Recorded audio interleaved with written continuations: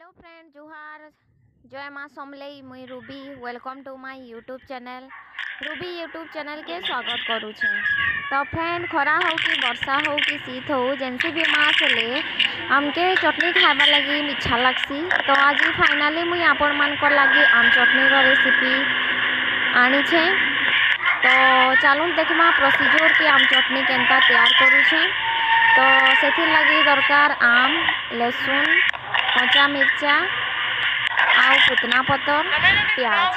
तो फ्रेंड देखो मुझे केन भावे आपण मानके चटनी तैयार करिकरा देखौछे। तो आपण माने केनता चटनी रेसिपी बनासन कमेंट रे बताबे। तो मोर चटनी रेसिपी थोड़े शेयर माने खाई करी देखो केनता लागुछे।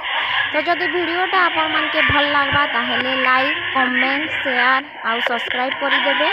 तो पाखे थिबा बेल आइकन के प्रेस कर देबे जेंटा कि मोर वीडियो रो नवा नवा नोटिफिकेशन माने आपनकर मोबाइल रे शेयर हो जिबा। तो देखो यहाँ जो चटनी प्रोसीजर हो गलानो आमर। तो इटा के पुतना पतर चटनी आउ आम रो कॉम्बिनेशन रे बना हिचे। तो टेस्ट करी देखो आ कमेंट रे बताबे। तो रहुछे जय माँ समलेई जुहार देखा हेबा नेक्स्ट ब्लॉग रे।